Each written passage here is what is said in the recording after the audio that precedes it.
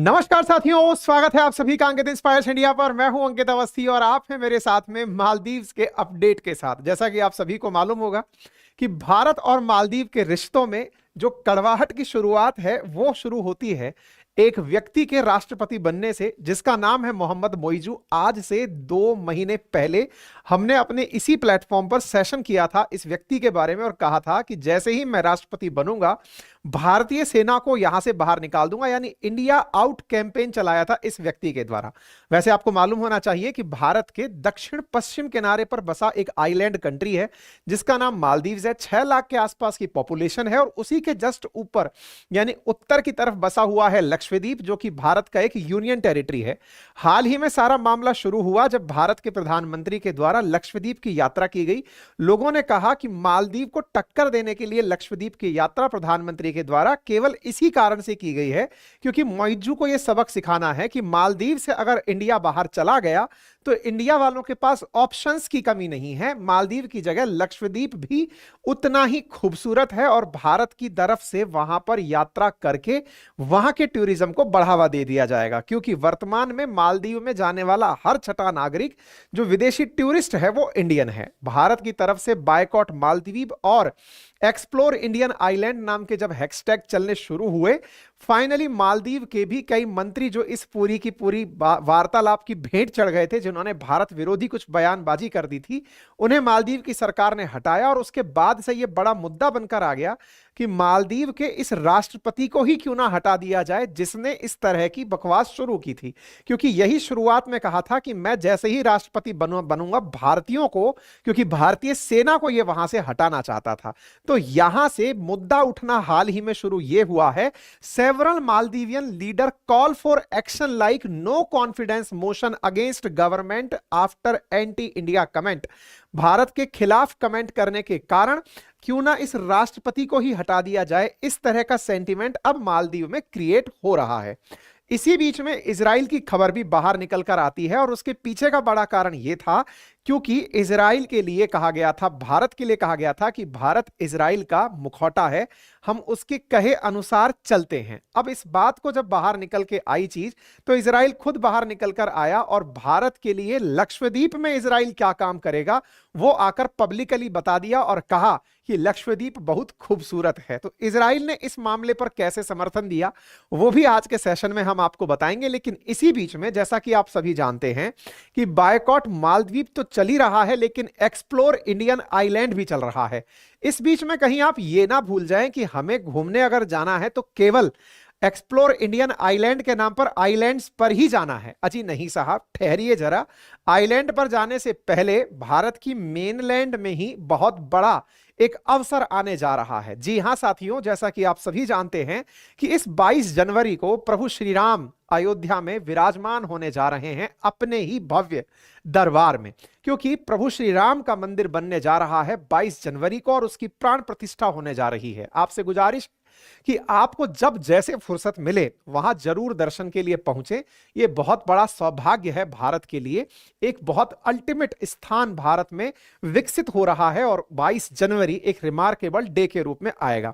इसी बीच में भारत में मंदिर और मंदिर में प्रभु श्री राम, तो राम की कथा कैसे रह जाए, इसके लिए कुकू एफएम लेकर आया है राम कथा, सुलझाए सबकी व्यथा।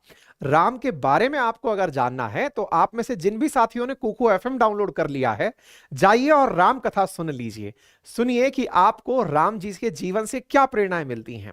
आज ही सुनिए। जिन्होंने कुकू एफएम डाउनलोड किया और नहीं किया हुआ है तो लिंक कमेंट बॉक्स में पिन किया हुआ है, डिस्क्रिप्शन में भी डाला हुआ है। एक ऐसा ऑडियो बुक प्लेटफॉर्म है जहां पर 15 लाख से अधिक एक्टिव हिंदी सब्सक्राइबर्स रेगुलर सुन रहे हैं। 10,000 से अधिक ऑडियो बुक्स का सीक्वेंस है। आप सभी साथी यहां पर जाएं, किताब को पढ़ने के स्थान पर बेहतरीन रेडियो जॉकीज की आवाज में सुने। तरह तरह का ऑप्शंस यहां पर कंटेंट में उपलब्ध है। फिर चाहे आप सेल्फ हेल्प से हो, मोटिवेशन से हो, माइथोलॉजी से हो, हिस्ट्री से हो, करंट से हो, जिस प्रकार का नॉलेज आपको बुक्स में चाहिए यहां पर बोल के आपको सुनाया गया है। सुनते समय आप उनको प्रॉपर तरीके से अपनी सहूलियत के हिसाब से, ड्राइव करते समय, नोट्स बनाते समय, या फिर जैसे भी आपको सहूलियत रखे, किचन में काम करते समय, गार्डनिंग करते समय, आप इन्हें चलाकर सुन सकते हैं। बेहतरीन किताबें हैं और इनको आप अपने साथ साथ नोट्स फीचर का लाभ लेकर के भी सुन सकते हैं। साथ ही साथ 2023 में जिन्होंने इन्हें सुना है वो अपना ईयर का रिव्यू भी देख सकते हैं कि उन्होंने किस तरह की किताबों को सेलेक्ट किया है। चार्जेस क्या हैं? एक महीने का 99 रुपीज, लेकिन यदि आप मेरा कूपन कोड अंकित 50 यूज करते हैं तो आपको पहले महीने में ये 49 रुपीज का सब्सक्रिप्शन प्राप्त होता है। कथा विस्तार से। मालदीव भारत के दक्षिण पश्चिम में स्थित एक आइलैंड कंट्री, लगभग 1200 आइलैंड से बना हुआ देश, 6 लाख के आसपास आबादी, दिल्ली का लगभग 1/5 1/6 एरिया जिसमें कि मालदीव्स बसा हुआ है। कहानी शुरू हुई जब भारत के प्रधानमंत्री द्वारा लक्षद्वीप की यात्रा की गई। लोगों ने कहा लक्षद्वीप की यात्रा प्रधानमंत्री ने इसलिए की है क्योंकि मालदीव के मोइज्जू को सबक सिखाना है कि जो तुम इंडिया आउट कैंपेन चला रहे हो, अगर वाकई में इंडियंस ने मालदीव के स्थान पर लक्षद्वीप को चुन लिया तो मामला बिगड़ जाएगा। इससे वहां के कुछ मंत्री बड़बोले बोल गए। उन्होंने भारत के प्रधानमंत्री के खिलाफ कुछ आपत्तिजनक बयान दे दिए, जिससे भारतीयों में गजब का रोष पनपा। लक्षद्वीप टॉप ट्रेंड में चला गया, गूगल सर्चेज में टॉप पर चला गया, और दूसरी तरफ मालदीव के इन 3 मंत्रियों का पद चला गया। क्यों? क्योंकि मालदीव ने भारत के खिलाफ जो आपत्तिजनक टिप्पणी करने वाले 3 लोग थे, इन्हें सरकार से हटा दिया कि नहीं, हम भारत से नाराजगी मोल नहीं ले सकते। इसी बीच में भारत को जब भारत के प्रधानमंत्री के खिलाफ मंत्रियों के द्वारा, मालदीव के मंत्रियों द्वारा बयान देने का मामला पता चला, तो भारत के विदेश मंत्रालय के द्वारा मालदीव के एम्बेसडर को तलब किया गया। एज यूजुअल सबसे त्वरित कार्रवाई जहां होती है वो भारत की फॉरेन मिनिस्ट्री में होती है। एम्बेसडर्स को जितना तेजी से बुलाया जाता है उतनी ही तेजी से यहां से विदा भी कर दिया जाता है। ऐसा ही वाकया हुआ था जब कनाडा के मामले में कनाडा के एनवॉय को बुलाया गया था। आप मिनटों पर गौर करें, एएनआई के ट्वीट्स को देखें, 9:35 पर सुबह मालदीव के एनवॉय को साउथ ब्लॉक दिल्ली के अंदर एमईए के द्वारा, मिनिस्ट्री ऑफ एक्सटर्नल अफेयर के द्वारा बुलाया जाता है। गाड़ी आकर रुकती है और 5 मिनट बाद का ट्वीट देखते हैं, गाड़ी जाती हुई दिखती है, यानी कि मात्र 5 मिनट में ट्रीटमेंट। ये बिल्कुल वैसे ही है जिस प्रकार से पहले कनाडा के एनवॉय को भी हमने जब सेशन किया था उस बारे में बताया था कि उनको भी ऐसे ही बुलाया गया और बहुत तेजी से उनको यहां से भेज दिया गया था। ठीक है, आप इनके बाहर आते हुए का वीडियो देख सकते हैं जिसमें यह दिख रहा है कि हालात इनको अंदर ट्रीटमेंट के अच्छे नहीं मिले हैं। जैसे कनाडा वाले ने तो माइक ही तोड़ा होता, जो अपने पत्रकार होते हैं उनका। खैर कोई बात नहीं, भारत ने तलब कर दिया और इनको पूरी तरह से कहा कि हम इस बात को बर्दाश्त नहीं करेंगे। भारत के प्रधानमंत्री ने एंटी मालदीव कुछ नहीं कहा था, अपने क्षेत्र में गए थे, लोगों ने सेंटिमेंट्स जोड़कर मालदीव वर्सेस लक्षद्वीप कर दिया है। लेकिन इस विषय ने और तेजी से जोर पकड़ा। लोगों ने बायकॉट मालदीव चलाते चलाते लक्षद्वीप की तरफ उत्साहवर्धन करना शुरू किया। इससे टूरिज्म इंडस्ट्री को एक नया डेस्टिनेशन मिल गया, नाम हो गया लक्षद्वीप, और उन्होंने बकायदा अपने लेवल पर बायकॉट मालदीव का लाभ उठाते हुए इंडिया के लोगों से कहा कि आप बजाय दुनिया में और कहीं के आइलैंड्स और ओशियन देखने जाएं, इससे पहले आप अंडमान निकोबार और लक्षद्वीप देखने जाएं। हमारे द्वारा यहां पर कई तरह के ऑप्शंस दिए जा रहे हैं। एंटी इंडिया फीलिंग जो मालदीव में पैदा हो रही थी, इसे कैश करते हुए कई कंपनियों के द्वारा अपने अपने लेवल से प्रचार प्रसार के सामग्री का उपयोग किया गया। इन्हीं में से एक कंपनी है एज माई ट्रिप, उसके बकायदा को फाउंडर ने आकर के अपनी तरफ से कहा कि हम मालदीव्स के लिए अब ट्रिप ही बुक नहीं करेंगे, अब हम सीधा लक्षद्वीप के लिए ट्रिप्स बुक करेंगे। यानी कि इस पूरे माहौल के अंदर कंपनियों ने भी अपने अपने लेवल पर अपने प्रचार का काम तय कर लिया, यानी मालदीव के स्थान पर लक्षद्वीप को प्रमोशन में कोई कमी नहीं छोड़ी। इसी के साथ साथ टाटा ग्रुप भी पीछे कहां रहने वाला था। टाटा ग्रुप ने अपनी 2 ताज होटल्स को लक्षद्वीप में ओपन करने का डिसीजन दे दिया कि जब जनता लक्षद्वीप जाना चाहती है, बेहतरीन प्रॉपर्टीज ताज होटल्स की होती हैं, तो क्यों ना हम 2 बढ़िया ताज होटल्स यहां पर खोल दें। ऐसी ही स्थिति में सुहेली और कदमत नामक स्थान पर ताज ग्रुप ने अपने लेवल पर 2 होटल्स ओपन करने का घोषणा कर दिया है। कहा है कि ताज सुहेली के अंदर हम 110 कमरे, 60 बीचेस विला और 50 वाटर विला बनाएंगे। वहीं पर ताज कदमत के अंदर 110 रूम बनाएंगे, जिसमें से 75 वाटर विला, बीच विला होंगे और 35 वाटर विला होंगे, जिनके लिए लोग मालदीव जाते हैं अब वो लक्षद्वीप में मिलने लगेगा। यानी कि टूरिज्म इंडस्ट्री ने तो इस पूरी वेव का लाभ उठा लिया। अब टूरिस्ट जब लक्षद्वीप पहुंचेगा तो होटल चाहिए, तो ताज वालों ने अपनी तरफ से 2 नए होटल भी ओपन करने का अनाउंसमेंट कर दिया, हाई एंड। अब इजराइल की एंट्री होती है। अब आप वहां जाइएगा, समुंदर की एक सबसे बड़ी दिक्कत है, और दिक्कत क्या है, वहां पीने का पानी बहुत मुश्किल से मिलता है। क्यों साहब? क्योंकि समुंदर चारों तरफ से खारा पानी लिए हुए है। आप पानी पिएंगे तो खार जो है वो आपको परेशान करेगी। ऐसी स्थिति में तट पर बसे हुए जितने भी जगह हैं जिनमें पीने का पानी उचित नहीं है, वहां समुद्र के पानी से, सी के पानी को ही क्लियर करके पिया जाता है। और इजराइल इस चीज का उस्ताद है। उस्ताद कैसे है? इजराइल खुद भी जहां रहता है, इजराइल जिस जगह बसा हुआ है वो पूरी तरह डेजर्ट है, लेकिन एक तरफ मेडिटेरेनियन सी है, तो वो मेडिटेरेनियन सी के पानी को नमक से हीन करके, यानी उसमें से पानी में से नमक निकाल कर पीता है। इस प्रक्रिया को डिसैलिनेशन कहते हैं। ऐसे ही इजराइल कूद पड़ा। इजराइल ऐसे ही नहीं कूदा था। असल में भारत के प्रधानमंत्री के लक्षद्वीप यात्रा पर मालदीव के एक मंत्री ने ट्वीट करते हुए इजराइल को घसीट लिया था। उसने कहा था, व्हाट ए क्लॉन, यानी कि एक तरह से आप जोकर कह सकते हैं, what a clown the puppet of Israel mister Narendra Modi, mister Narendra diver with life jacket. Israel का नाम चूंकि मालदीव ने यूज कर लिया था, तो इजराइल भी पीछे कहां रहने वाला था। लिया लपक के इन्होंने अपनी तरफ से ट्वीट और कहा कि वी वर इन लक्षद्वीप, हम तो लक्षद्वीप में साल भर पहले से ही थे और हम वहां पर इनिशिएट करना चाह रहे थे डिसैलिनेशन के कार्यक्रम को, यानी कि पानी में से नमक निकालकर पीने योग्य बनाने वाले थे।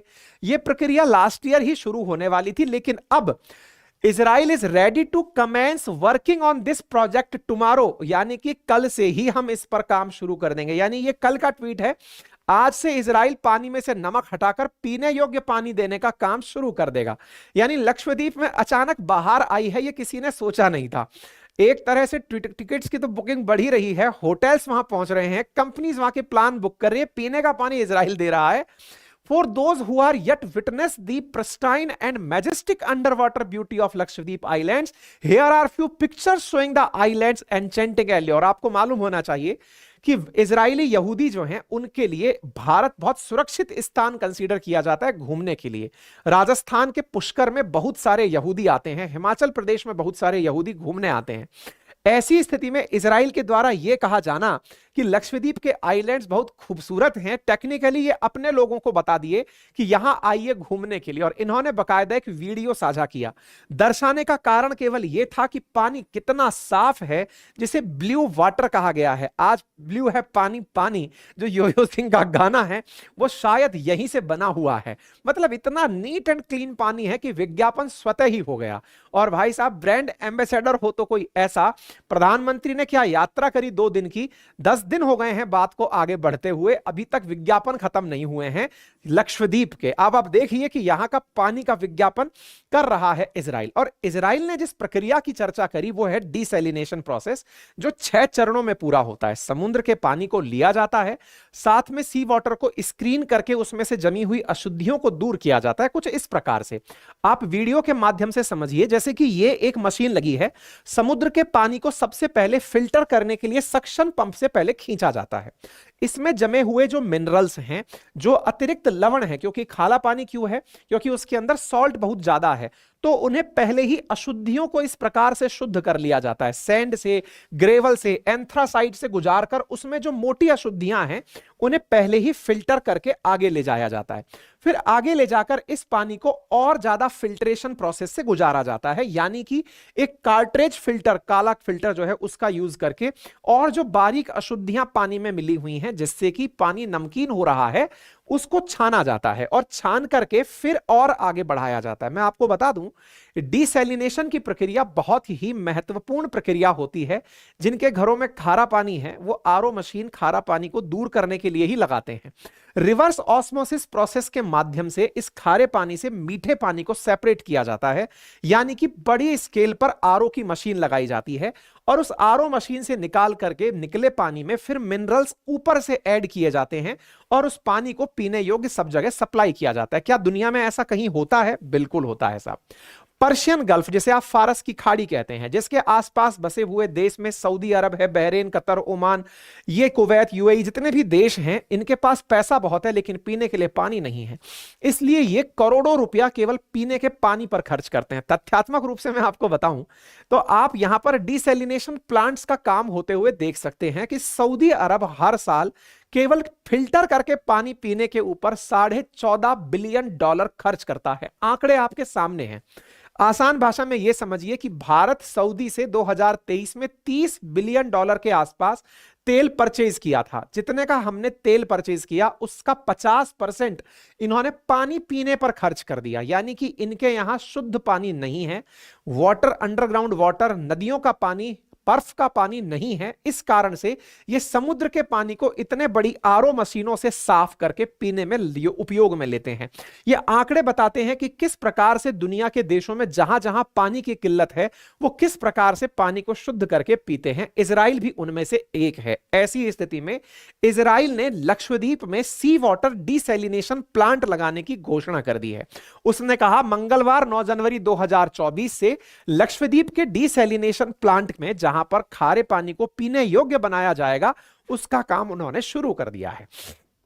इजराइल की एंट्री हो गई, यानी कि एक ही मोटिवेशन चाहिए था। लास्ट ईयर से कह रखा था, अचानक वो काम तुरंत झटके से हो गया। लास्ट ईयर का प्लान था 1 लाख लीटर पानी पर डे इनको साफ करके देना था और वो काम इन्होंने कल ही शुरू कर दिया है। ठीक है साहब। तो लक्षद्वीप भी लगभग 60 आइलैंड्स का मिला, 32 आइलैंड्स बड़े हैं, उनसे मिलकर के ये बना हुआ, डिफरेंट आइलैंड्स के साथ बना हुआ द्वीप है। अच्छा, इसी बीच में मालदीव में और क्या चल रहा है? मालदीव की पूर्व रक्षा मंत्री जिनका नाम है मारिया दीदी ने हाल ही में भारत की ट्रूप्स के बारे में, जो कि एक्स डिफेंस मिनिस्टर हैं, उन्होंने कहा कि भाई हम इसके पक्ष में हैं, हम भारत के पक्ष में हैं। और उन्होंने रक्षा मंत्री होने के नाते मोइत्जी की प्रशासन की नाकामी को करार दिया है। उन्होंने कहा है कि जिस तरह से कभी भी कोई आपदा आती है तो फर्स्ट डायल में जिसका नंबर जैसे 911 पर कॉल करके इमरजेंसी में किसी को बुलाया जाता है, भारत हमारे लिए ऐसे है।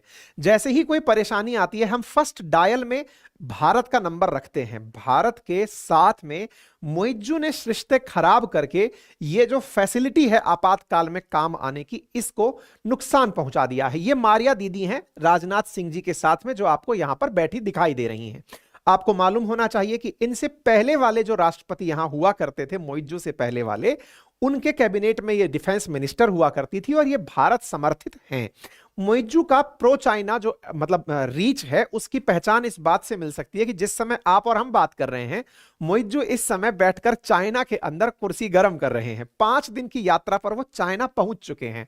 इससे पहले वो अपनी पहली यात्रा पर तुर्की गए थे और उसके बाद में वो चाइना पहुंचे हैं। यानी कि उनका प्रो चाइना शिफ्ट इस बात की गवाह है। मारिया दीदी को आप बोलते हुए सुन सकते हैं, हालांकि जो इन्होंने कहना है वो बातें मैंने बोलकर सुना दी हैं। इसके साथ साथ मोइत्जू जो है वो हटाने की भी चर्चा चलना शुरू हो गई है। यहीं के एक पूर्व, यहां के ही वर्तमान में एक एमपी हैं, जिन्होंने कहा है कि जिस कारण से भारत से साथ रिश्ते मालदीव के खराब हुए हैं वो केवल मोइत्जू है, क्यों ना उन्हीं को हटा करके इस रिश्ते को सामान्य कर दिया जाए। इसके लिए संसद के चलते सत्र में वो नो कॉन्फिडेंस मोशन इनके खिलाफ यानी अविश्वास प्रस्ताव लाने की तैयारी कर रहे हैं। खैर, अब इससे आगे और बढ़ते हैं। मोइत्जू क्या कर रहे हैं?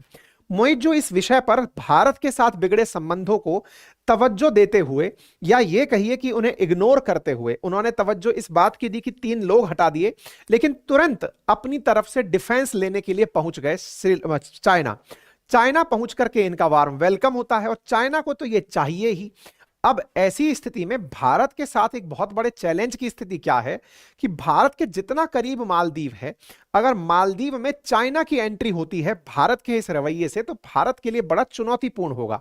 हालांकि यह कहना भी उचित है कि भारत ने मालदीव के साथ में जो ये रुख अख्तियार किया है, इसके पीछे भी बड़ा कारण चाइना है। क्यों? क्योंकि भारत जितना मालदीव के पक्ष में काम करता है, चाइना उतना ही नजदीक पहुंचकर उन्हें और ज्यादा ब्राइब करके चला जाता है। भारत 4 काम करता है, वो 5 काम करके इनके दिमाग में छाया रहता है। और भारत के पड़ोसियों में चाहे नेपाल, भूटान, श्रीलंका, बांग्लादेश जो भी हो, मालदीव के साथ भी वैसा ही हो रहा है। यानी चीन उन्हें BRI के तहत अटका कर रखा हुआ है।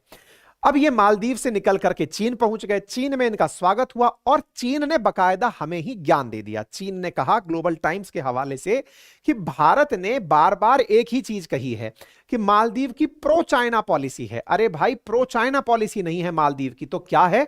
बोले मालदीव फर्स्ट की पॉलिसी अपना रहा है। पहले इंडिया को लगता है कि साउथ चाइना सी के अंदर, इंडिया को लगता है कि इंडियन ओशन में जिस प्रकार से पूरी की पूरी पकड़ इंडिया ने बना रखी है, कोई और देश उसमें ना आ जाए। तो इंडिया को चाहिए कि वो छोटे देशों के खिलाफ इस प्रकार का रुख ना अख्तियाए। ग्लोबल टाइम्स के हवाले से एक पत्रकार महोदय लॉयर बन के बाहर आए और उन्होंने कहा कि इंडिया को समझना होगा कि वो लोगों के साथ, छोटे देशों के साथ इस तरह की हरकतें ना करे।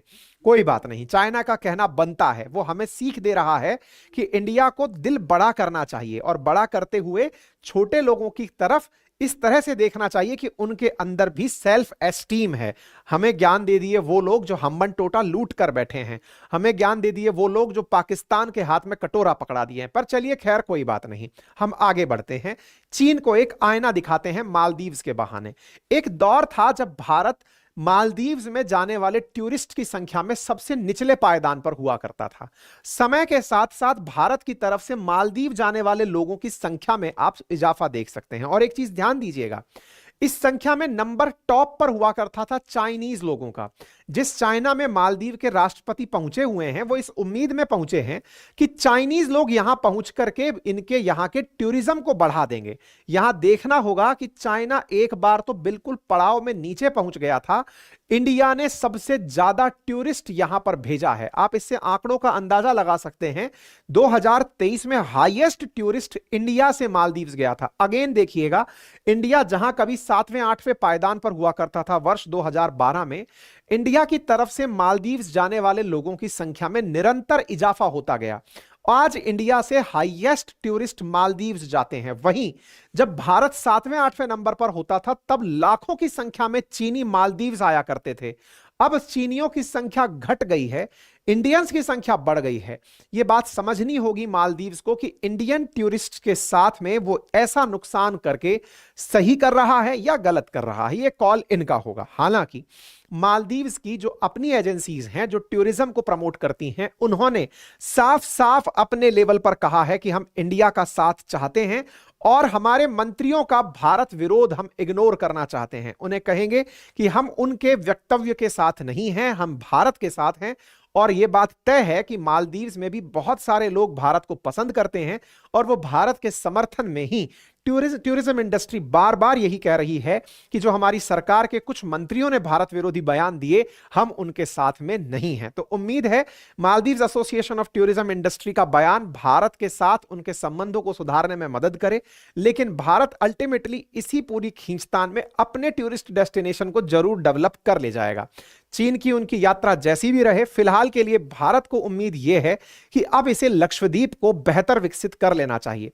रशियन टाइम्स में एक खबर छपी जिसमें यह कहा गया कि भारत के द्वारा यहां पर एयरफील्ड डेवलप किया जाएगा। एयरफील्ड हालांकि हमने बनाया हुआ भी है और हमें इसकी सुरक्षा को और मजबूत करना चाहिए। बाकी इस विषय पर आप क्या सोचते हैं जरूर कमेंट बॉक्स में बताइएगा। चैनल पर नए हैं तो सब्सक्राइब करना बिल्कुल मत भूलिए। अपडेटेड रहने के लिए आप इसे सब्सक्राइब करें, साथियों के साथ साझा करें। सब्सक्राइब करने का कोई चार्ज नहीं लगता, राइट हैंड कॉर्नर पे सब्सक्राइब का बटन दिया है। और हां, कुकू एफएम जिसका लिंक कमेंट बॉक्स में पिन कर दिया गया है, राम जी की कथा जरूर सुने क्योंकि अगला टूरिस्ट डेस्टिनेशन लक्षद्वीप हो या ना हो, अयोध्या जरूर होना चाहिए। जय श्री राम। ठीक है साहब, चलिए तो फिलहाल के लिए इतना ही। और हां, एक चीज और मैं आपको बता दूं कि हमारा जो दूसरा यूट्यूब चैनल है अपनी पाठशाला, वहां पर हमारी टीम के द्वारा आप लोगों के लिए जो उत्तर प्रदेश की तैयारी कर रहे हैं, उत्तर प्रदेश पुलिस कांस्टेबल की तैयारी, आरओ एआरओ की तैयारी, उनके लिए 20 दिन में complete syllabus free of cost YouTube पर तैयार कराया जा रहा है ना। तो आप में से जो भी साथी इसको तैयार करना चाहते हैं, अपनी पाठशाला यूट्यूब चैनल पर पहुंचे और अपनी पाठशाला पीसीएस पर आरओ एआरओ का 30 दिन में 30 टेस्ट कंप्लीट टीम के साथ लिया जा रहा है। आप पहुंचकर क्लासेस का आनंद लें। फिलहाल के लिए इतना ही, अपना ख्याल रखें, धन्यवाद।